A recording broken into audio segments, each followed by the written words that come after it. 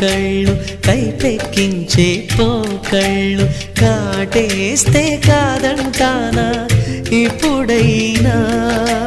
వయసేమైనా సొగసేమైనా మరపించే మనసేమైనా నవ్వు నవరాత్రి నీ కోసం తీసుకువస్తున్నా మైనా ఏమైనావే మన్మథ మాసం అయినా ఎంతైనా